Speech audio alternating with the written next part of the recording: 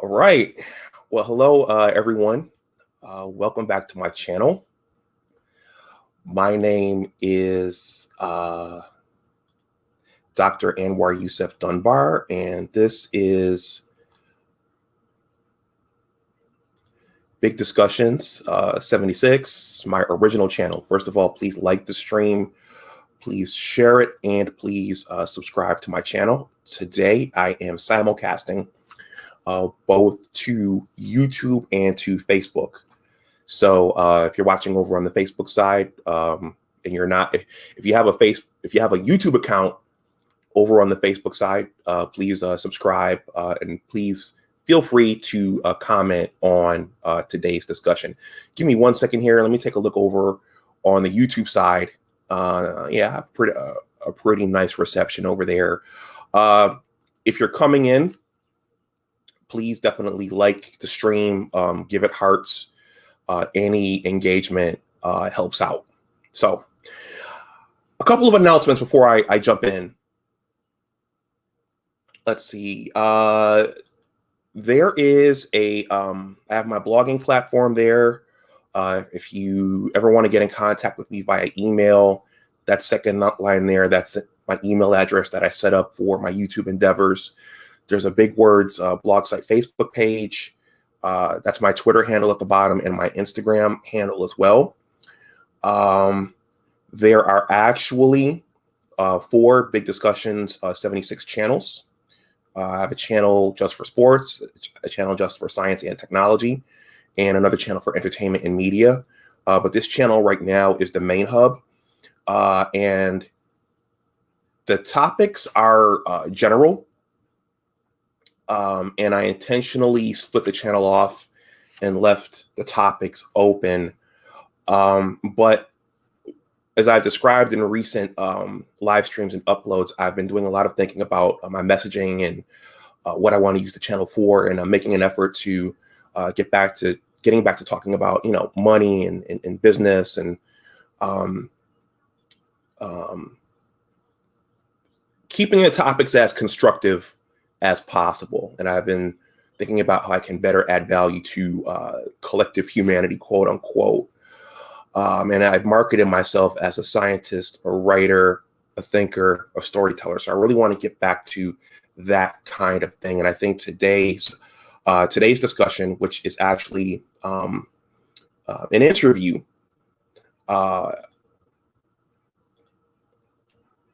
I think that very much falls under that umbrella. I also want to use the channel to have discussions with other exceptional people and people who are on the move and people who are doing things. So that's kind of the direction I want to go in. Since I've started using StreamYard, I've done a bunch of experimentation. We've touched on some touchy things, some sensitive things. And I just want to make sure that everything here is, it may not be easy to listen to, but I want to make sure everything stays constructive and helpful in the long run. Okay, it's doing its, give me 1 second here. It's doing its reception thing. So I'm getting the antenna logo with a minimal signal. Just bear with me. Hopefully this resolves itself shortly. All right, I see Barry Little is here. He says, good morning, Dr. Dunbar in chat, liking and sharing on my Twitter timeline. Alonzo says, salute. Okay. Let me see. All right, the reception looks pretty good over on YouTube now. So I'm going to go ahead and jump into my, I'm going to set the table for Doug a little bit. My guest today is Doug Ruffin, who is a fellow Buffalonian. So I told him I'd set the table a little bit for him, which is what I do with guests. So Doug is a media professional, and he's also gotten into, well, he's going to tell us what he's doing, but he's a YouTube content creator himself. He's got 2 channels, and one of them is, I think his newest channel is the Buffalo History Channel. I think I've gotten that right. He'll correct me when he comes on. But this is intriguing to me, with one of the focuses of my channel being education. I've always been a bit of a history buff myself. Particularly, I've always had an interest in, for some reason, the world wars. Wars, how wars were won, how wars were fought. That was always fascinating to me. The history of the United States was always fascinating to me, but also the history of my city has always been fascinating to me. The thumbnail for this live stream is actually downtown Buffalo. That's Buffalo City Hall, and I think our Buffalo City Hall, that's representative of Buffalo. When you think of Buffalo, you think of an old Rust Belt city. You think of grime and grit. You think of struggle. When I interviewed Damian Foster, who was one of the top basketball players from Buffalo, who played in Buffalo Traditional, for my book project, he said, when you think of Buffalo, you think of struggle, you think of learning how to survive in the world, and you think of just striving. Buffalo. There are a couple of things when I think about Buffalo history myself. The first thing is I think about, well, there are several things that I think about, but I think about how the city used to be. One area is railroads. For those of you who don't know, I'm a bit of a railroad geek. I've always loved trains, and some of my best childhood memories, since this is June and Father's Day is coming up in 2 weeks, some of my best and most fond childhood memories are of my father coming out from the Albany area to pick me and my brother up on the train. He drove it at first, but I think when he realized I loved trains, and also that's an arduous drive from Albany to Buffalo, he at first got on Amtrak, came and got us, and then he would send tickets for us to come out himself. But so in modern times, this is our, well, they've updated the station. That's Exchange Street in downtown Buffalo, not far from the city hall I just showed you. And this is where my father used to pick us up. And so when you get on the train there at Exchange Street Station, and the train departs eastward towards All Points East, one of the first things you see when you look out to your left is this. That's the old New York Central, that's the old Buffalo Central Terminal. And the train passes right by that. They didn't tear this down. They didn't gut it. But I have memories of, there was one instance where my mother took me and my brother down to New York City to visit my paternal grandmother, and we left out of that station, and there's a big buffalo in there. And I remember me and my brother playing on that buffalo before getting on the train. So I'm saying that to say that this is one of the things I think about when I think about Buffalo history. And I'm actually writing an essay right now on my second blogging platform about growing up on the Empire Corridor. For those of you who don't know, there used to be a New York Central Railroad, which went right through Buffalo. This is just a quick sample. This is just a quick picture of their old route. But you used to be able to get on the train in Buffalo and go out to Detroit, directly to Detroit, out to Chicago, in addition to going down to New York City. So this is something I'm always thinking about when I think about Buffalo history. Another thing I think about when I think about Buffalo history, and keep in mind also that Buffalo was a part of the Underground Railroad, but I also think about how Buffalo used to be. And when I say that, I like to think of it as me and my cohort, the Gen Xers. The Buffalo we grew up in was very different than the Buffalo that the Boomers grew up in, and it's very different than the Buffalo that the greatest generation and the silent generation folks came to when they came north.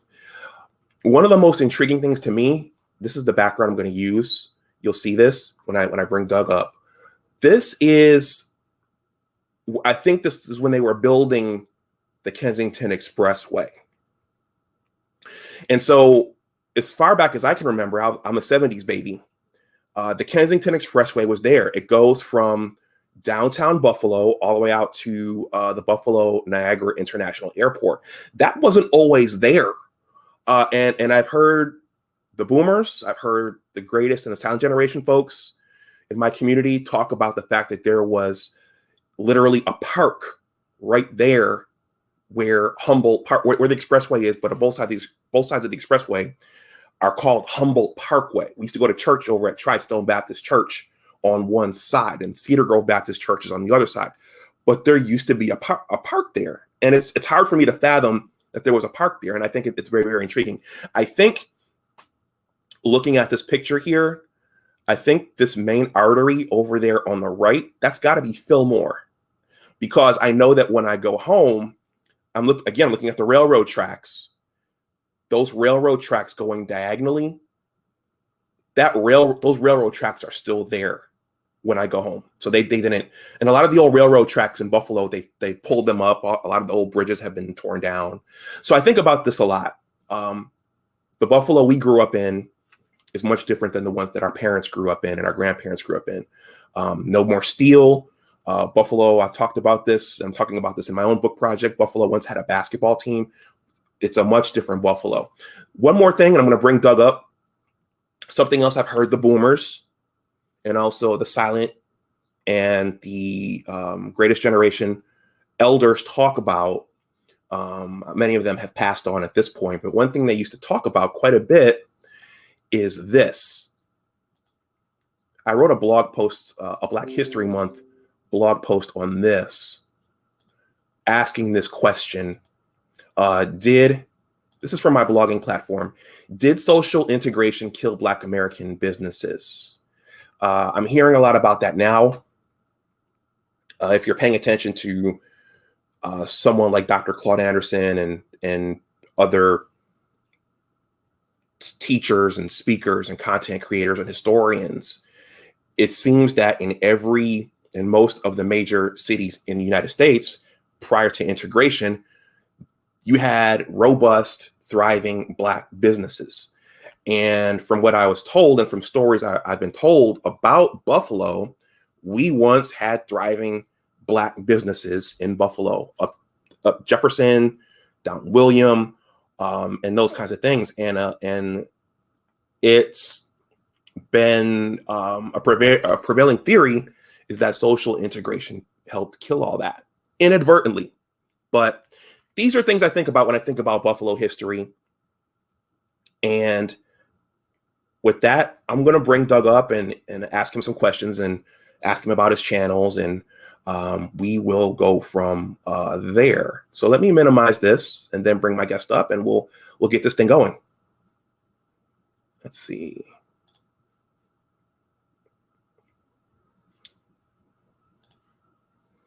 Good morning, Doug. Morning. Can you hear me? I can hear you loud and clear. All right, brother. It's good to be here. Yeah. You saw in the description I wrote up, I said, I've been trying to get this guy for a while. I know. And I finally got him. Yeah, well, it's good to be here. So let me ask, are you part of the Black Manosphere? Doug, as I described earlier this week to you, I kind of I would consider myself yes. Okay. I kind of got in trouble for that, and those subs are watching that. Sorry. I bet you did. Yeah. So my Black Manosphere subs are probably looking at me and saying, "What do you mean you got in trouble? How'd you get in trouble?" But the reality is that I'm learning this YouTube thing as I go along. Right. And there with the internet, YouTube, what this has allowed is the creation of quote unquote male spaces. Absolutely. And it's allowed for discussions to be had that we couldn't have before. Yes. And some of the discussions are uncomfortable for people who've never heard them before. Yeah. And I think that's a good thing, and that's okay. But also So some of the panels can get pretty well, they turn into de facto barbershops. Absolutely. Which is where men gather, men talk, men say what they really think. Yeah, and it's needed. And we can't and we don't always say what we actually think around the women. So you just have to be careful. I'm learning about having those discussions, especially if your face and your name is on it. You have to be careful because we're all growing and evolving. And when you're around men, you're a little more loose and a little more how should I say this? You may say things around the guys you wouldn't normally say, and then 3 months later you forgot what you said. Then you just have to be mindful of your brand, and if someone comes upon that months later, you might not remember what you said. You also can't control what everyone else says when they come onto the panel, so you might have forgotten what they've said. So I do believe the manosphere is important. I'm just kind of rethinking how to manifest all of that and what to manifest here on this channel. That might piss somebody off, but and I also have to think about when you're a content creator, you have to think about what your initial mission and intent was. I came to YouTube as a writer first, so I'm working on a book, and so I kind of want to market myself as a writer, also as a scientist. We had a nice talk over on my science channel yesterday about what all went into getting my PhD in pharmacology from the University of Michigan. I have a sports channel. My book is actually about, I'll probably ask you about where you went to high school, but my book is actually about what playing on the basketball team at Hutch Tech taught me about life and how to succeed in the real world. So yes, you really have to think about your brand, your likeness, and what people are going to find, 3 months later, half a year later, a year later. And you have to just keep in mind how all of this is being perceived. I mean, because you might not mean to hurt someone in the discussions that you're having. I think every discussion that I have here is worthwhile, and I try to approach it from a constructive. I try to do this in a constructive way, but again, once it turns into a bit of a barbershop, it turns into a bit of a barbershop. Yep. Well, just for the record, I am in full support of the Black Manosphere. I love the Black Manosphere. I'm a viewer. I'm a fan. It keeps me informed, and it keeps me as well as entertained. Yes. I encourage and there are important questions. Oh, absolutely. For its critics and for the people who are alarmed when they hear some of what they hear. I mean, there are important topics being discussed, and there are important questions being asked. So things that are not covered on our mainstream news and media outlets, for probably deliberately. So for new people coming in, it might sound like a whole lot of chaos and other things, but there are legitimate questions being asked, and there are reasons why the men are gathering in these spaces. Yeah. So, all right. With that, you ready to jump in? Absolutely. All right. Let me look at my questions here. All right. Well, Doug, thank you for coming. Honored to have you here. I left Buffalo for good. Well, not for good, because I always go back, but I went away to college like a lot of people around age 18. I came back regularly. It's fascinating was I was thinking when about a half hour ago, some people never come back. They leave and they're gone for good. Right. It could be because they're out on the West Coast. And it also could be because some people just have no interest in coming back to our city. So I'm saying that to say that when I would come back, just like I would hear names like Dennis Wilson. I don't know if you know Dennis. Yes, Dennis started, yeah. Dennis started building his business empire. So I started hearing that name, and I would hear your name, and you and I never crossed paths in Buffalo, Right. but I started to hear of you, and then on social media when I saw that you were moving to the DMV, I learned of you again, and that's when we kind of started to connect. So just briefly, are you originally from Buffalo? Did you grow up there? Did you grow up someplace else and then move to Buffalo? Tell us a little bit about your background. Yeah, I'm originally from Buffalo, born and raised, born September 10th, 1971, which means that this coming September I will be 50 years of age. Some of my stories in Buffalo, parents are Donette and Douglas Sr. Come from I'm the product of a two-parent home. Middle-class family. Came out of a very tight family unit. There was my parents, my grandparents, aunts, uncles, cousins. Many of us coming up through the 70s and 80s, we all got together as a family quite frequently. I can remember us lived in different areas of Western New York. Lived when I was born. I know when I was born, we lived on Northland. Then we moved at one point we did move to Williamsville for a short period of time. This is when I was real little.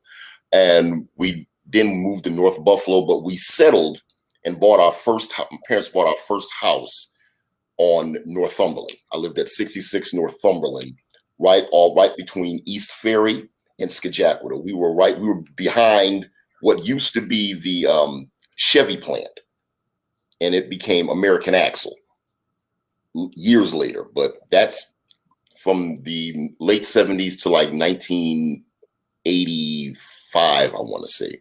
We mainly lived in that area. That I say is where I grew up. We did move away to the Kensington area for about a couple years in 86 and 87. And then we moved back over to Northumberland. And then I would go away to college. I went to high school. I went to Bennett High School. The Tigers. Yes, absolutely. Graduated in the class of 1989. Okay. So that means you were there with Trevor Ruffin. You overlap with Trevor Ruffin and those guys? Yes, Trevor Ruffin. We know each other. We are not related. Oh, that's right. You had the same last name. To this day, everybody asks, am I related to Trevor? Am I related to Levi? We all know each other. I know Trevor. I know his sister Di. I know Levi, of course. Funk legend, Rick James. But we do know each other. I haven't seen Trevor in quite a number of years, but I used to follow him when he used to play afterwards, when he played in the NBA. And then, in fact, Trevor and I were actually in the same homeroom. Okay. At high school. Wow. He was actually a grade ahead of me. But we did know each other. I did used to see him and John Thomas and many of the other brothers from Bennett play on the basketball court. So. Hey, Doug, hold on for a second. Everybody, this is who we're talking about. Buffalo has, and this is something I talk about in my book because I started learning about the game late, and there weren't a lot of men around, so I wasn't going to the high school games and middle school. But to make a long story short, Buffalo has a long list of accomplished basketball players who've gone on to the NBA, who played major Division I college basketball. One of them is Trevor Ruffin. Trevor Ruffin went to Bennett, and this is the guy we're talking about. Anyway. Yeah. Now, myself growing up, I myself was not in an athlete. I wasn't out there playing football or basketball. Sometimes I look back on that now. Probably should have been. Probably would have been pretty good. I don't know. But when I grew up, I grew up as I would say I was somewhat of a nerdy kid. I was into a lot of things that during those years, 70s and 80s, that kids would be heavily into video games, I remember. And at one point, I even thought that I was going to actually become like a video game programmer when I became an adult. But course, that I think by the time I got into I think towards my late teenage year, it kind of waned, and then I got into getting into media. Okay. Before we go on to that, Yeah. because most of the Black families in Buffalo, our grandparents came from down south in the migration. Did your grandparents come from down south as well? Yes. I know my father's side of the family, they come from Elizabeth City, North Carolina. And my grandfather moved his family there. They moved there 1961. He took a job as the pastor of the St. Paul Baptist Church. He would later go on to Varick Church, which was on the south, that was on Southampton, but he was at St. Paul, which was on Eagle Street. So he took the job as a pastor there. And then my father, being a part of that family, my father had just got out of high school, and then he would go on to Livingstone College in Salisbury, North Carolina. And then he would come back to Buffalo. And during that time is when he met my mother. My mother's side of the family they're all pretty much originally from the Buffalo area. Oh, interesting. Okay. I'm going to read the super chat really quickly from a McKinley alum, Mac High. Wayman Brown says, our city has so much history, and I consider it the fabric of America. Couldn't have asked for a place to give me better roots. Yeah, you know what? In my journey, I thought about that as well. You know, because I went to everyone there, that JCSU up there next to the Michigan Block M, that's for Johnson C. Smith University. So I got the Black college experience, and you realize when you move how differently people grew up. For example, most of the high schools in North Carolina, they had the big marching bands. We didn't really have that in Buffalo as much. The HBCUs, the homecomings, those were a big deal. We had the Divine Nine in Buffalo, but down south it's like 100-fold. Yeah. So, and then even growing up in New York City, you know, I met kids from New York City. They were riding the subway, and they were just more worldly and more knowledgeable on things. But I realized, you know what, Buffalo was a good place to grow up. There were worse places to grow up than Buffalo in Western New York. So, okay. So question number 2. How did you start your career in media? Did you start studying that in college right away, or what got you interested in it? And then discuss some of the stops along your path. Okay. Well, I'll start with, really need to start with what got me interested in it. Okay. I was about 15 years old. It was the spring of 1987, to be exact. Took a trip during Easter break from school with the family. We went out to California. Actually, that was actually the last time I was even in California, really. And while visiting family, we had an opportunity to check out the live taping of a television show. It wasn't anything big like at that time, like Cosby or Family Ties. The name of the show was called Something in Common or something like that. It was something. It was adapted from some movie or whatever. It was nothing big or nothing even memorable. But as I was sitting in that audience, I can remember just looking in the studio audience. I can remember looking around and looking at the people that are working behind the cameras, and looking at the actors on the stages, and the people working with the lights, and the people working with the audio. And it just came to me like, I think I turned to my mother and said, I think this is what I want to do when I grow up. You know? And from there, she told my father about it, and he linked me up with one of his running buddies, John Smith, who was the head of the Buffalo Black Media Coalition.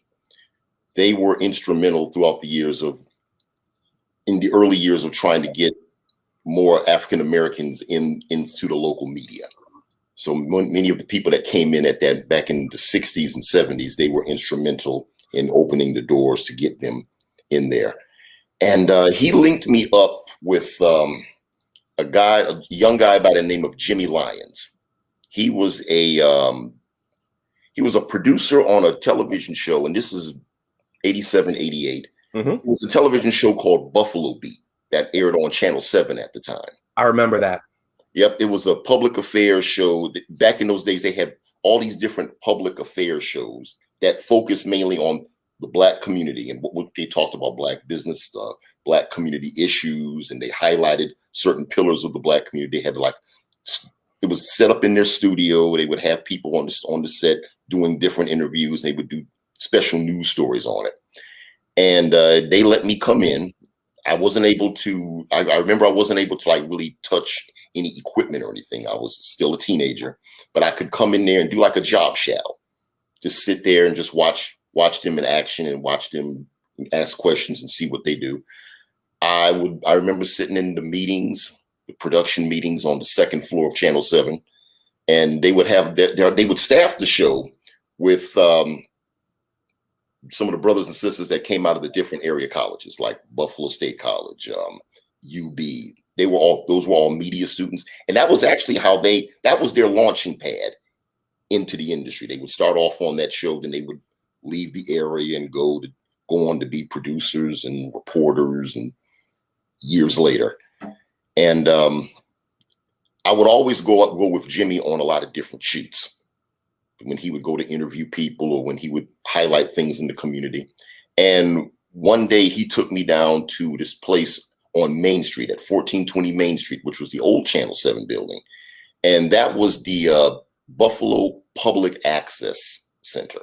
And that was my exposure to it. They were, this was the place that allowed people, just regular people from the community, to come in there, learn about television, and learn how to produce their own television shows. Now, interestingly enough, public access then is what social media and YouTube and StreamYard and Zoom and would be considered today. That was the social media of that day. So I mean, and then me and my friends got together and we did our own little renditions of little talk shows and game shows, and we were just having fun playing around on camera.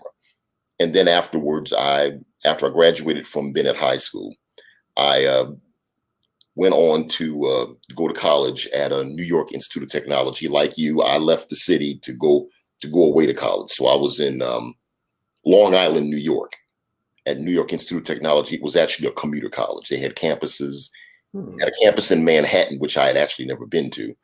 But I took classes at the Old Westbury campus in Old Westbury, New York, and I lived down the Central Islip campus. And my major was communication arts, television production. But these people think that in Buffalo that they always associate me through the years with being with radio and being with even filmmaking. But my roots I'm actually rooted in television. Okay. Interesting. Doug, 1 second here. I'm going to address a question here in the chat. Very Little says, Dr. Dunbar, could you please post a link to Doug's article? I think, Barry, you're talking about the article that I wrote that I just showed. This is the one. There was also an article in the Challenger. The Challenger wrote an article about me a while back in September. That might be what he was talking about. I'm not sure. Okay. Barry, elaborate on which article you're talking about. The article I just showed you in my opening, that's in the description box below. I'll just show it really quickly and then we'll get back on. And Doug could tell us where to find that article on the so that's the piece I showed in the beginning. That's below in the description box. Okay. I'll drop the link in the chat if anyone wants to read it. Then when you get ready, I'll get to my journey after college. Okay. That's there. The other thing, when you were talking in terms of Black media, in a small city like Buffalo, we also had two prominent Black newspapers. Yes. The Challenger and the Criterion. And you had you did have a third. There was a third one called the Fine Print News. Really? Which was from Ron Fleming, which the late Ron Fleming. Okay, I didn't know that. Yeah. Okay. So the next question, if you're new coming in, please hit the like. that the engagement certainly helps. So I think the next was stops along your career. Did Right. you stay on the East Right. Coast? Did you go out west, the Midwest? Because I know in media, individuals usually have to move around to move up. Right.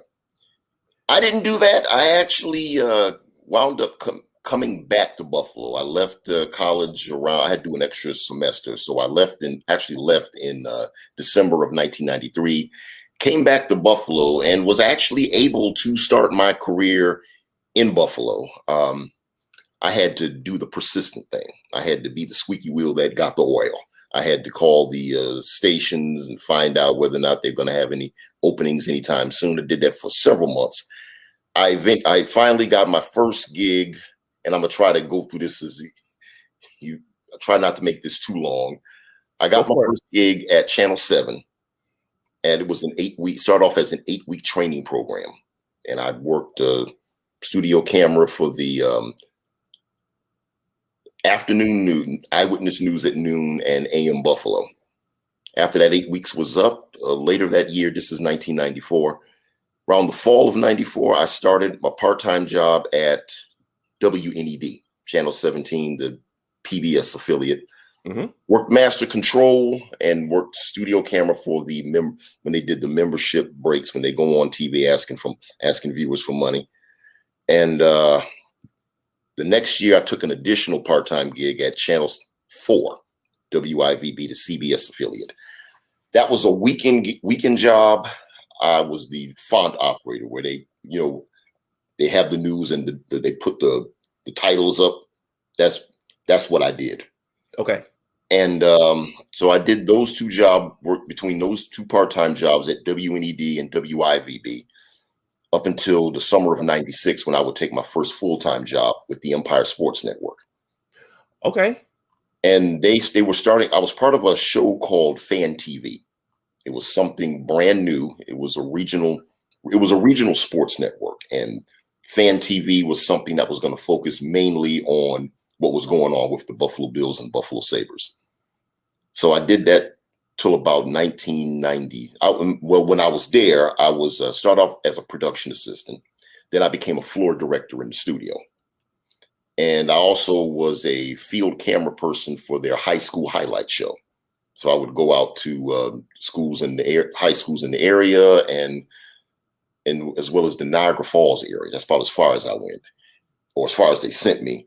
And I would shoot the basketball games and the football games. Did that till about end of '97. By that time, I decided I wanted to be a little bit more. I felt like my career was kind of stagnant. I wanted to do some things that I wanted to have a little bit more independence, because I was doing work on the side as well with the Buffalo Public Access Station. I did some producing in the community. I mainly produced my first full-length documentary project. It was a series called Build of the Community for the Community. It was about a group called the Build Organization. Okay. It was a civil rights Black power group that existed in the city of Buffalo in the 60s and 70s. And that had just finished, and we did a premiere for it at the Hallwall Center. And at that point, I decided I just wanted to have a little bit of freedom. So a job came up at the public access station as start off as a production trainer. I just transition jobs, and I was able to also produce my own material as well. So I stayed on that job for a couple of years. It was short-lived, because that job was also my initial introduction to the politics of Buffalo, which was, I always tell people I'm not political, I'm professional. And it was just a lot of stuff that I just couldn't get with. And it was a lot, the situation became very messy. In fact, that I won't even go into it, because trust me, it's a whole nother stream. But I got out of there, and while I was there, I had a chance to do something called consultant contracting. Where I would do video work. I was doing video work mainly for the Buffalo public school system, mainly with my mother's school, because she was a principal at the time at Community School 53. Okay. And I also did some work for the Adams Mark in their audiovisual department. And it was with that particular gig that I had a chance meeting with the promotion director. Her name was Catherine Roberts from WBL radio station WB 93.7 WBLK. And she said that she used to watch some of the stuff I produced on the public access channel. And she said I had a great voice, and had I ever thought about being on the radio. And at that time, at that moment, I was like, well, okay, sure. And she said she's going to introduce me to the program director at that time, who was Skip Dillard. I met Skip and said, come on down to the station. And I came down to meet with him. And he said to keep in contact with him, because in 2000, because this is 1999 going into 2000. By next year, we're going to have some opportunities to bring some new jocks in. And he brought me in April of 2000. And I was there from 2000 to 2004. That was my first opportunity to work in radio. I started out, I was mainly on the overnight shift, but I had a chance to do the Quiet Storm, and I would transition to doing the Quiet Storm on Sundays, as well as the jazz show. I remember one day doing a fill-in on the hip hop show with Hooker and Dawn when they were out. I've done some stuff on the morning show. So that was a great experience. And after leaving BLK in 2004, a couple of years later, I had a chance to work at WUFO, and I was there until 2018 when I would relocate here to the DMV. Okay. So Doug, it sounds like you've done everything. Yeah. I mean, when I was going over the questions, I was like, okay, how can I get through this career path efficiently when I articulate it? But yeah, that was pretty much it. Okay. Well, a couple of things came to mind when you were speaking. So for everyone, for anyone who's unfamiliar with media and that industry, that's a very, very competitive industry. The other thing I thought about was when you said that you were, just to give viewers who are not from Western New York an idea of what he was talking about when he said he was going to cover the sports. Buffalo, this is not one of the best pictures, but Western New York is huge. It goes down to the southern tier, and it goes all the way up to Niagara Falls and Lewiston and those areas, and then it goes out to Orleans County, and so that's a lot of ground to cover for someone. The politics, I don't know. Yeah, we'll talk around that, but I'll just say that. I'll just say that some of my relatives. And look at where we live now. Right? I'll just say it is the world of politics now. Sorry, look at where we live now. Yeah. Right? Well, near DC. Yeah. Well, I'll just say that it's a tricky game in terms of perception, public perception, reality, messaging, and I know that in a city like Buffalo, a small city, the perception is that your politicians who look like you should be doing stuff for you. Right. And I'll just say that some people are not happy with what's being done for the East Side and what hasn't been done for the East Side over the years. Mm-hmm. So, yeah. Let's see. So the next question is, what brought you over to this controversial platform called YouTube? Well, actually, I had discovered YouTube somewhere between 2006 and 2007. And even then I saw it as the wave of the future. I thought it was unique because at the same time I discovered YouTube was the same time I actually had a MySpace page. I went from Black Planet to MySpace, and that in and of itself was an experience. But yeah, YouTube, I started just uploading different videos there. I didn't really think much of it. I looked around the site, watched a lot of different music videos, and it seemed like at the time in the beginning there were a lot of music videos. And going forward, around the time that I guess when Obama got elected, basically. I started seeing a lot of different videos with they were talking about with, I guess they were it was like it was pre-manosphere, many of the videos that were posted. So even at that early time, you know, you see people like what is the guy's name, Sergeant Willie Pete, and you know, and years later with Tommy Sotomayor and Tariq Nasheed, who all those personalities you get introduced to on that platform. So that's initially what got me hooked, got me really hooked on it, like a lot of people. And I just posted videos. I didn't really think of any. I wasn't really an active person on there. I just posted my work on there just to get it out to a large audience. So that was pretty much it's pretty much what introduced me to YouTube. I just saw it as something that was the future. I mean, the internet was really starting to become full circle around that point. Yeah, a couple things. I'm gonna address this comment first. Alonzo says, I'm realizing Buffalo seems to have a rich Black history. Yes. I mean, I think probably because it's a smaller city, it's not that history is not well known across the country, but Buffalo was a major stop on the Underground Railroad. So it's right there on the Canadian border. So people were going through there just like they were going through Detroit to get to Canada. Let's see, regarding what you just said. Yeah, I remember YouTube starting.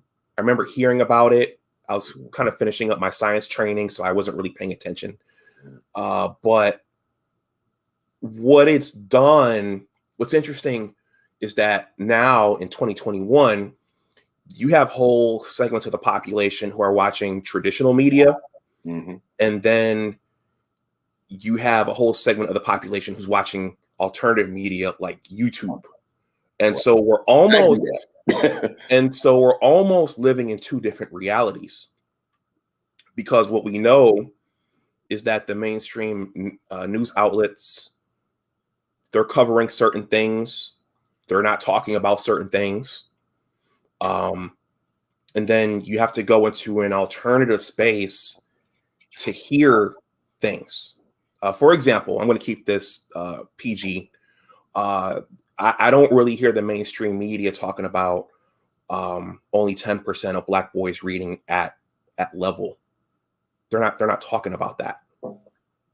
So the people who are watching that, they have no idea, and they probably don't even care. I'll say one more.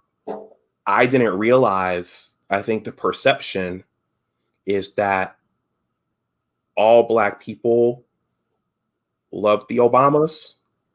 Mm-hmm. I'll just leave it there and say that's not the case. I'm not speaking for me. Mm-hmm. Right. I'm going to leave that anonymous, but I'm just saying that. I'll leave my anonymous too. Yeah, I'm just saying that you have to get a full idea of what's going on. You have to look in some other places. I'll just say that. Right. And I was also going to say, in addition with the YouTube thing, I actually became a partner of YouTube, and I was first in the partner program. Might have been around 2014 or 2015. Your teacher, Mrs. Dr. Eva Doyle. Yep. Back in 2011, when I said earlier on that I introduced people like Tariq Nasheed on there. I had heard about him. I first saw him on like MTV and VH1 doing some reality shows with some people. But I remember I was looking at one of his videos, and I actually ordered his very first Hidden Colors. And I ordered that video along with a bunch of other stuff that I ordered. I remember seeing the first one and was blown away by it. And the first person that came to mind was Dr. Doyle. 2 days later, I was in Delaware Park. I saw Dr. Doyle walking around Delaware Park. I ran over to her. I said, Dr. Doyle, well, Mrs. Doyle at the time, there's this video that you have got to see that is going to be right up your alley. The minute she saw that video, man, she was blown away by that video. The next thing she said Well, next thing I know, she was planning to bring Tariq to Buffalo. Yep. And she brought him to Buffalo in 2013. And actually, the videos from that are still on my Urban Legacy Filmworks YouTube channel. So it was a whole visit. She had a whole two. He was there. Well, actually, he was there for one day. And she took him around the community and did the screening of Hidden Colors 2 at the time at the Market Arcade. And the videos for that are on the channel. And after she brought Tariq, she brought Dr. Umar to Buffalo for the first time.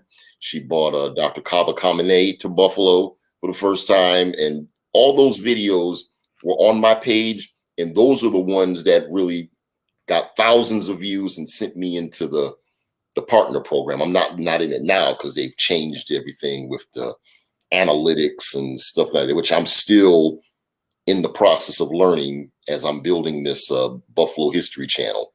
But that's one of the examples of some of my experiences just being on the YouTube platform. Early experiences. You know, everyone, there's a before I started using StreamYard, the highly esteemed elder Doug is talking about, Mother Eva Doyle, she and I did an interview via Zoom. It's a pre-record. You can go back and find it. I was surprised when she told me she brought Tariq Nasheed. I was like, you brought Tariq Nasheed to Buffalo? Yeah, that was the first thing that went in my mind. Imagine Tariq in Buffalo. Oh, Lord have mercy. Yeah. But he's because he's so I've learned that in this space you can't get involved in the beefs.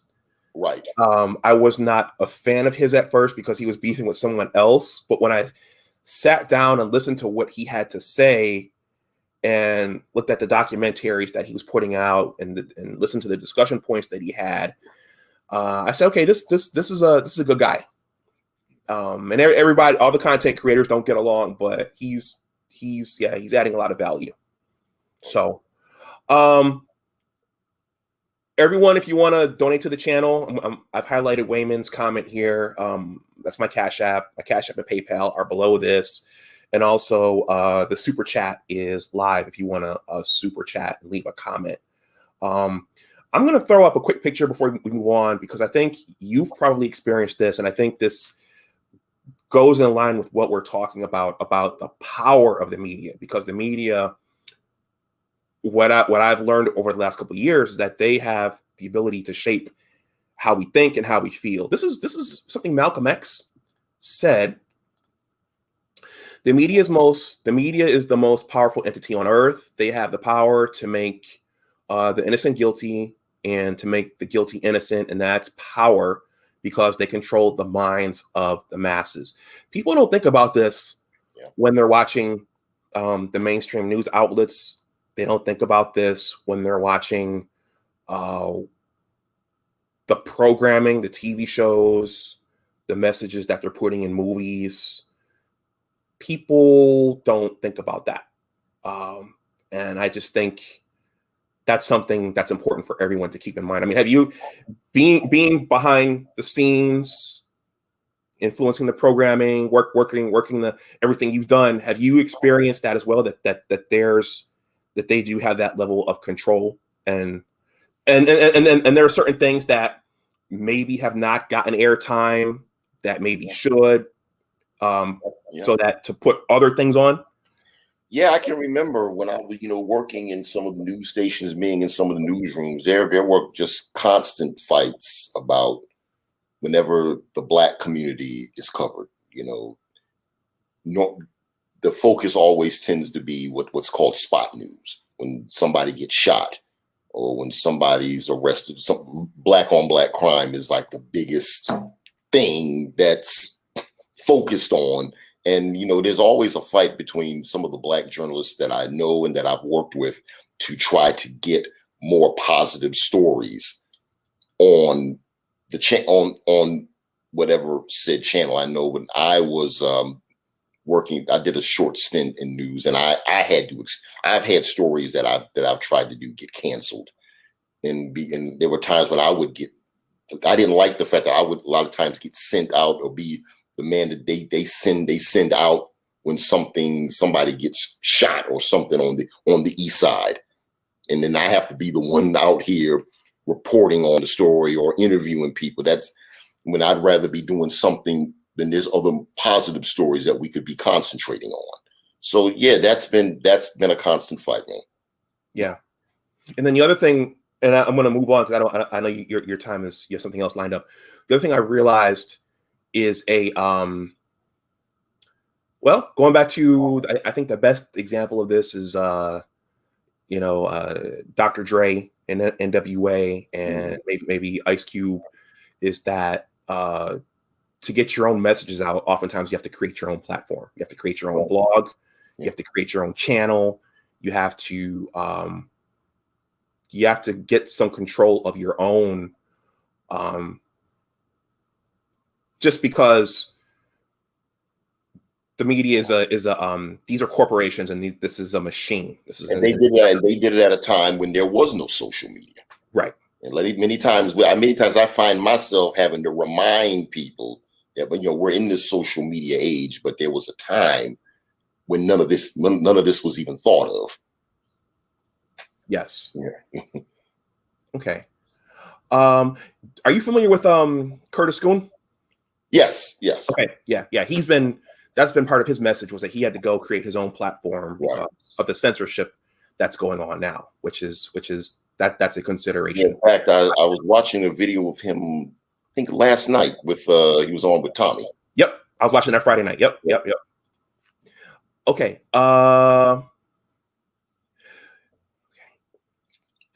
Discuss your channel. So you have a Urban Legacy Filmworks channel, and now you have the Buffalo History channel. Talk about both those. Okay, well, Urban Legacy Filmworks channel, I started that back in 2007, right around the same time I launched Urban Legacy Filmworks as a business and locally in the Buffalo area, which I've now taken it here to the DMV with me. Had that since 2007, and it was mainly just to house a lot of anything that I was working on. I would just post up on that channel, any and all of my projects. Now, actually, it was the channel did very well for itself throughout the years. Like I said earlier, it got into the YouTube Partner Program, covered a lot of and the purpose of the Urban Legacy Filmworks company, it's not. I haven't really shot in a lot of full-length feature films like that. I've just focused mainly on documentary production.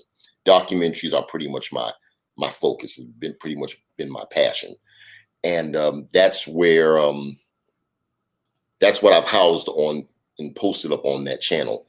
And I remember one of the videos I posted up, one of the history videos I posted up was about the Buffalo street gangs and the New Visions Unlimited, where they came together in a gang truce in early 1970s. That was by far my most viewed video over those several years. And moving forward to the and before they changed things on YouTube with the analytics, like I said before, I came back to Buffalo after a visit last year. And I bought a lot of old tapes with me back here to the DMV from Buffalo. And I've decided to create just a channel, not anything that I was going to do anything with, but I wanted to just take all of my Buffalo historical work, since I'm living in a new city, and just archive it on just one channel, which would have one link. So when I'm out here networking with people, be they from the Smithsonian or out here in Prince George's County where I live, I can just give them a link and send them and have them look at some of my work. And I just simply called it the Buffalo History Channel. There was no real original intent for it to become anything big or anything. It was just something that I just wanted to put my work on. And as I started uploading my videos and, shared it on Facebook, I just started noticing that just the engagement was just going up, and along the way, I realized that, with all this this technology with Zoom and everything and StreamYards, and people are doing things online because of, well, I won't mention it that way. You won't get your channel stricken or anything like that. With everything that was going on last year, Yep. People were doing this, everybody was communicating more online. And I realized that maybe there's some people that I could reach out to and tell some other stories. Because before I left Buffalo towards the end of 2018, I was linked up with a gentleman by the name of Kevin Blackford. Kevin Blackford was the founder of the Buffalo chapter of the Black Panther Party. Mm. And I, at the time, was in the process of producing my third documentary called 67 Buffalo Uprising. It was on the impact of the 1967 Buffalo East Side riot. And I was going to interview him and get him in it.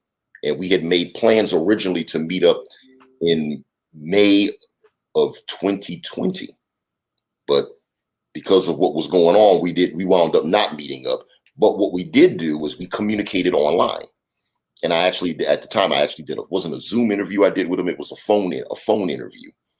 And I interviewed him, and the video got lots of response to it, because it was the first time that story of the Buffalo Panthers had ever been told. And it was really then that I realized that there's a whole lot of other stories that could be told and added to the channel. So that was the impetus for putting the Buffalo History Channel out there. And it's just grown amazingly. We're over 800 subscribers now. Last I checked, it was 801 subscribers. Trying to get to 1,000. So I figured if I was going to start this last year, if this thing can at least make it to 1,000 subscribers, it's something that I'll really go full throttle on. But as I started to see it grow, I went and got a logo produced. They started doing a little bit of apparel and stuff. So I'm starting to see that the growth of the channel. I'm really proud of it. I'm really starting to see there's some potential that something could really be built here. Okay, give me 1 second, Doug. Yeah. This is yeah, hold on. I'm gonna show everybody. Everybody, if you're not subscribed, why don't you go over and sub Doug's channel?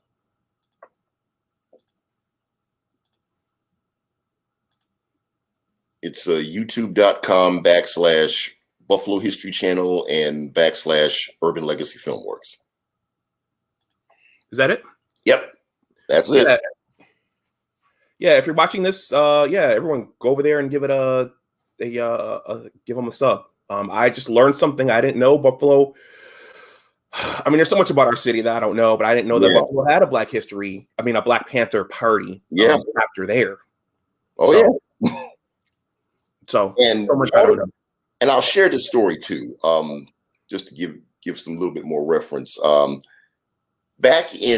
did my first production, Build of the Community for the Community. I released that in '97. Mm-hmm. I started putting it together in 1995, right after the Million. I was inspired to start doing it after the Million Man March.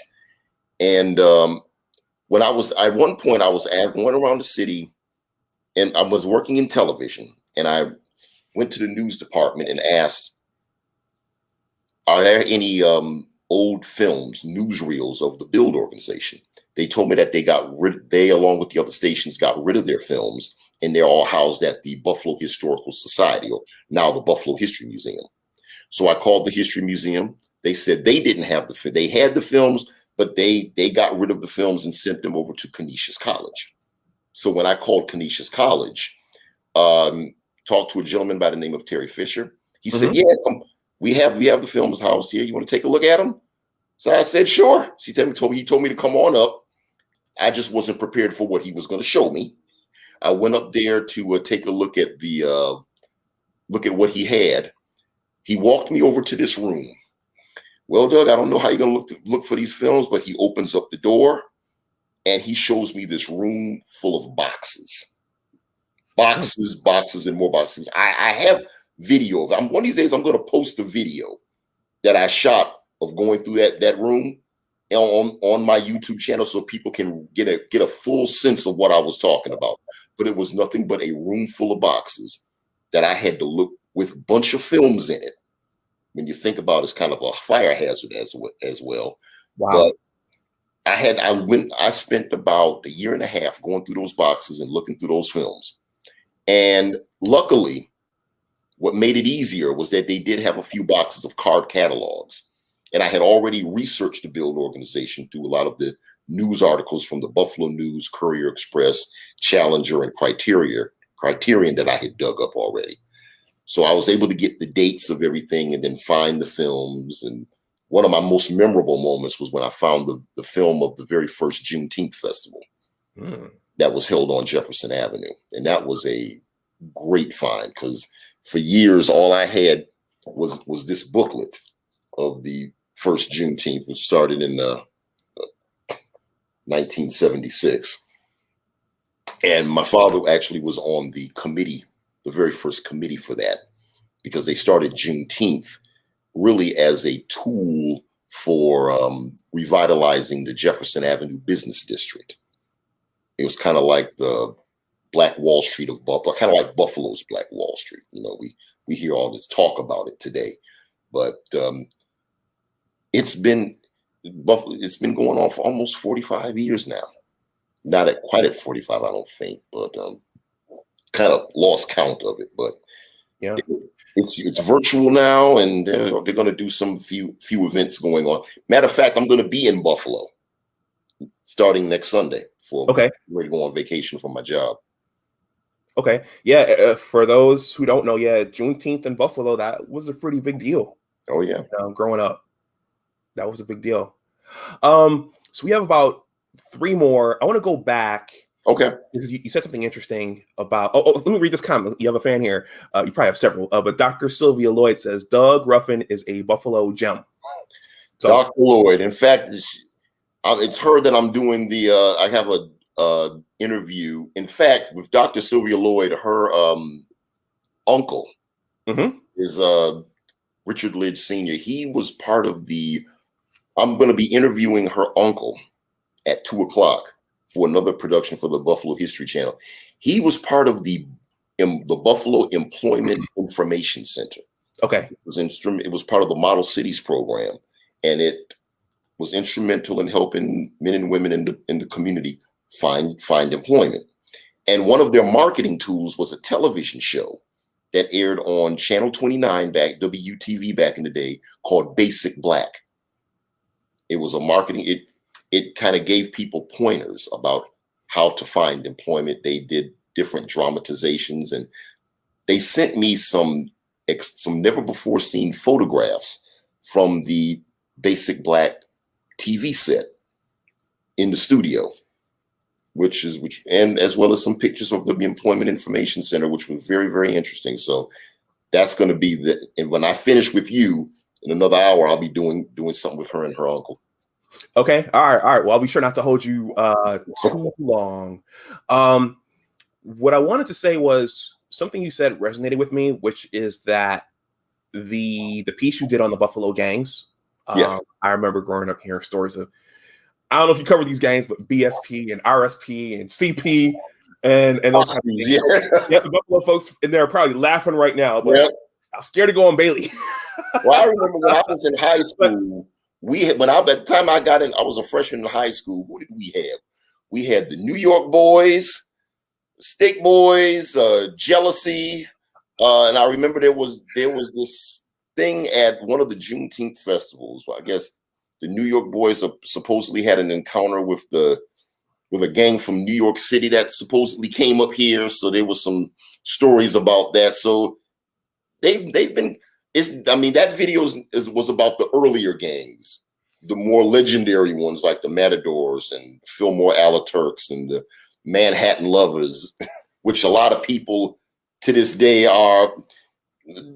they were former members. But throughout the years, I've encountered some of the members, and they've shared stories just off camera. But I've interacted with many of those former members, and they've told me lots of stories about those experiences. Okay.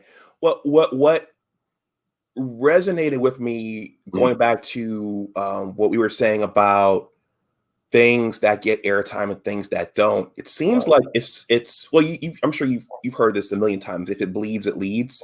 Yes, absolutely. And you know, media is a business, so obviously you want to put things out there and promote things that people are really going to latch on to. Right. And I remember I got my start writing with this publication called examiner.com. Mhm. I was an education writer, and occasionally I would weigh in on pop culture and things that were going on. But if you recall, Charles Barkley made a statement when there was a bit of a mutiny in the Seattle Seahawks locker room about Russell Wilson and him not being black enough. Yeah. And so Charles Barkley made a statement about the black community's deep, dark secret, dirty, dark secret. And I wrote something about that, kind of supporting him because I've been told, that I talk white sometimes and those kinds of things. And that one piece, it got so much traction, and people were coming in the comment section confronting me and just angry, that I would back up what Charles said in that instance. But I was like, you know what, it's true. We do have different delineations of what black is and how black someone is. I'm not saying it's right or wrong. It just is. So I was just saying that there are certain things that people really get revved up for. Yeah. Yeah. And that's another piece of the media game. Oh, yeah. So, and there are some things people are just kind of like, blah, who cares? Who cares about that? But it's that one thing that they're really, okay. So I have a few more. Okay. What, are there any particular aspects I think you mentioned some already. Are there any particular aspects about Buffalo history that intrigue you? Is there anything that stands out to you more? One of my favorite pieces, I've got two favorites. The art, and which I think the arts and culture. I think that Buffalo's arts and culture is probably one of the strongest aspects of Buffalo's history, Buffalo's legacy, and when I do pieces on it, it gets a great response. It brings to mind most recently what I did a few months ago was a piece on the Black Dance Workshop. Okay. And the Center for Positive Thought. That video is on the Buffalo History Channel. And I interviewed these four ladies, Gail Wells, Yvonne James Brown, and Frances Hare. And they told the story of how they came together with a dance arts group. And they took that and made it into they were able to make it into a business. And they had a building over at 11 East Utica. It was called the Center for Positive Thought. Put together in the 70s. They also had, the biggest thing that stood out to me with that was they had a African art museum. And I think it was called the Museum for African Art and African History. And they had all these different African statues. And I can remember when I was in school, and in summer camp, we would take trips to that building, into that Museum of African Art. And to see those pictures again was just amazing because I hadn't seen them since I was a kid. And I remember you look at the video, they were all, I guess they hadn't seen each other in a while, and they were just sitting there and I had three ladies on the channel. At one point, I just had to sit back and just let them talk. Because sometimes, when you interview people and they get really excited about a topic and they get in, particularly when it's something that they created. The more you let them talk, the more information you get. And they would send me things in the mail, and they sent me all this information. And it talks about, just talked about everything with that center. They had a store in there called Watu Sakoni, the People's Market, which Gail ran, and it sold earrings and African, lots of African wares and greeting cards, and it actually made a lot of money for their building. We also did stories on Black businesses, some of which aren't around anymore, but they definitely served as stories of Black empowerment. I started something on the Buffalo History Channel called Original Productions. And so far I've done 2. I'm looking to do more. My first one was on the Apollo jewel of the community. It talked about the Apollo on Jefferson as it stood when it was a movie theater. So I went through when it started out as a movie theater back in the 1940s, throughout the 60s and then in the 70s it became Black owned. And it had a Black African-American theme. It told a lot of the Black movies of that day. And it existed all the way to the 1980s. Another story that I have on here is called Figmos, a supermarket story. It's Figmos, Figmos. It actually was an acronym. Now the full name is Figmos PTL. And the name was actually an acronym, and it stood for Finally, I Got My Own Supermarket. PTL stood for Praise the Lord. So Finally, I got my own supermarket. Praise the Lord. That was the name of the supermarket, and it was a Black-owned, Black-run supermarket, and talked about how it got founded and some of the struggles that it went through to keep itself afloat. And so those just stories I try to have unique stories like that. So it's just those types of unique stories are what stands out about Buffalo history to me. Okay. I'm learning so much just by us talking. I didn't know that there was an Apollo in Buffalo at one point. A little different, wasn't the Apollo in New York City, but we did have an Apollo theater. Yes. Yeah, it's amazing when you ride through the east side and you see all the vacant, well, I don't think we have as many vacant lots as Detroit, but you see, vacant lots, you see old, closed up, boarded up buildings. Yep. Some buildings are, half the structure is still remaining, and you just don't know what was there, and there were a lot of things all up and down Jefferson and Fillmore and William Street. So it's just interesting to hear about. Let's see, we're at 12:48 now. So let's see. Is there anything else? I mean, I just heard a bunch of things that I didn't know. Is there anything else that most people don't know about Buffalo? Corrine Henry in the chat said she didn't know that Buffalo was a stop on the Underground Railroad. I thought that was common knowledge. But, is there anything else in general people don't know about our city in terms of history or Black history? Wow. There's so many things trying to think. Yeah. If you can't pick one, that's fine. Yeah. Well, but I mean, that Buffalo had its last year. Buffalo had its uprising. Buffalo was among the many cities that had during the 60s that had its own bit of civil unrest. After the assassinations of Martin Luther King, and also to protest conditions going on in the community. Buffalo was a part of that.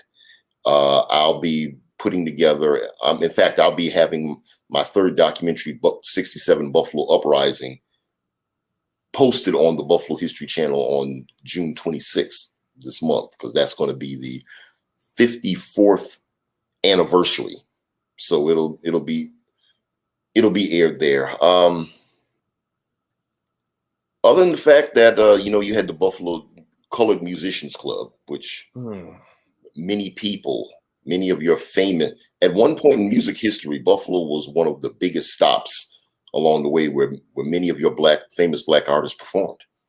And you'd be surprised. They have a book, a ledger, about where people would come in to sign their names, to say that they performed at that club. And some of the names are, you'd be surprised at some of the names that appear on that ledger. I don't know. They have a museum. I just don't know if they have that book out right now. Yeah. Well, what's funny is when you listen to, or when you watch some of the documentaries on Black blues artists and, the Motown artists and Philadelphia International Records, you hear murmurings of Buffalo being a stop that they all stopped through and performed at. So, okay. Well, Doug, I think you have another interview to get ready for, and we're almost at an hour and a half. Okay. If people want to interact with you, is the best place to go to your channel, or do you have a are you on other forms of social media? I'm on Instagram. I'm on Facebook. I have an Urban Legacy Filmworks page on Facebook. I have a Doug Ruffin page on Facebook. You can find me on YouTube. My Buffalo History Channel link is youtube.com/Buffalo History Channel. And my Urban Legacy is youtube.com/Urban Legacy Filmworks. So both, definitely subscribe to both channels. I'm definitely need the subscribers, trying to get to 1,000 on the Buffalo History Channel, so I can finally start getting that at least a few steps towards monetization, and seeing how further we can go with that. But I'm on Facebook and I'm on Instagram. Okay. Yeah, that's another thing. Most people, well, the people who aren't, hip to YouTube, I don't think people understand this is a business. Yeah. And that you can monetize and you can do all kinds of things with it. So yeah, that's definitely something. If you stay in it long enough and you're trying to build a brand for whatever reason, yeah, that having a channel is another income stream. Everyone, this is the Buffalo History Channel right there. That's the link. If you're not subscribed, please subscribe. And I'll leave that below this video in the description box, so when people watch the playback, they can just go below and sub. Well, Doug, do you have any other parting thoughts before you go? Hey, no, just thank you for having me. Okay, we've got to do this again. Oh, absolutely. This is my first foray into the great Black manosphere. But something that I always listen. I listen when I'm out, because by day I work as a letter carrier, and for the United States Postal Service. And when I'm out here working on my route, I will have it on. I will have the manosphere on, and I listen to a lot of the podcasts. I listen to yours as well. So all you guys get me through the day. And I have it on my TV, so I haven't even watched regular TV in the last few years. I just watch my apps, and YouTube is one of them. And I certainly check out the Black Manosphere. You're doing an exceptional job, and I know you guys are. Some people are getting y'all into the mainstream now, which is a really, really good thing. So I'm definitely enjoying it. All right. Okay. Yeah. What's funny is before you go, I turned off my for economic reasons. I turned off my traditional cable. Yeah, me too. Probably about 5 years ago, and so I stopped watching CNN. Though I can get it on my Fire Stick, and I did. I can't remember the last time I watched CNN. Even though I do want to see the Black Wall Street piece that they did. Okay. Well, I would balance between both channels, because I believe you need to get an accurate picture. You got to listen to both sides to get an accurate picture of what's going on and piece it together. And someone asked me, "You watch Fox News too?"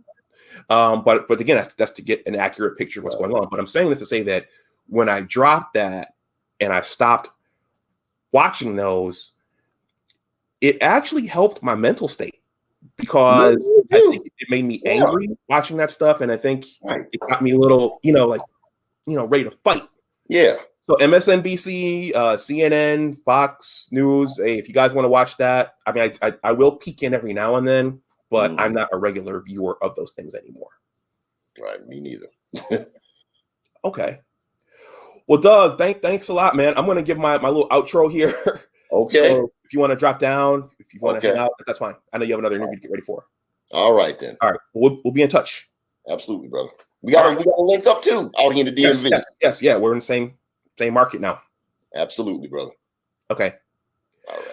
Well, everyone, thank you for watching this. I would like to do. I'd obviously like to have Doug come back, and I'd like to have more discussions with notable and exceptional people here.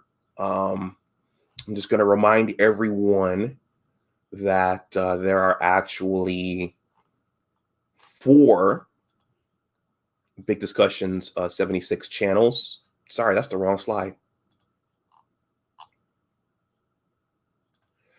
There are actually 4 Big Discussions 76 channels. There's this one, there's my sports channel, there's my science and technology channel, and there's my entertainment and media channel.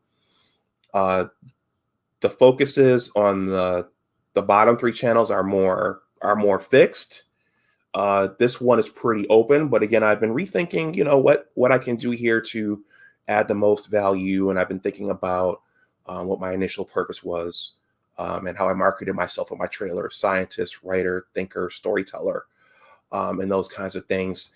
And so, look for more of those types of things. And if we touch on if we get into touchy subjects here, I'm going to do my best to keep them as constructive as possible, because 10 months later, you don't remember what you said. You don't remember who said what on your platform. Yesterday, I had 2 interesting discussions over on my science channel. I would encourage you to go take a look. I am passionate about STEM advocacy, particularly for people from my background, especially young Black boys. So I did a stream over on my science channel yesterday, discussing how I earned my PhD from the University of Michigan's Department of Pharmacology, and the challenges that went into that, based upon my background and based upon the things that I had to learn. So I would encourage you to go take a look at that. That was pretty well received. There are a lot of gems in that. I will probably take out excerpts, waterfall that content, and re-upload it, because there's a lot there, particularly when you're coming from the inner city and there are no STEM professionals in your family. You're learning all these things on your own, and you're learning all these things for the first time, and there are challenges involved, professionally learning your craft, and also personally as well. With this being excuse me, with this being Father's Day month, I also read the first of several of my Father's Day essays. I read the 2017 essay yesterday. That's an interesting piece. It talks about some of my father's money messages. And I think it gets to how I became a money guy. One of my passions is money, and learning about money, and learning about investing and real estate and those kinds of things. So that story basically talks about some basic things my father taught me, some things that I learned, and some areas where we started to disagree as I grew into adulthood. And I have 3 more essays that I'm going to read probably before Father's Day in 2 weeks. And with that, I think I'll stop this here. So if you're watching on the playback, please like this stream/video. Please share it. And if you're not subscribed, please subscribe to the channel. I want to thank all of my loyal subs who came in here. You guys probably didn't know who Doug Ruffin is. Some of you guys are not from Western New York. I know Herb is. I know Wayman Brown is, but folks are from other parts of the country. So I appreciate you coming in and listening. Enjoy the rest of your Sunday. And as always, remember that your attitude determines your altitude. Take care, and I will talk to you the next time. Bye-bye.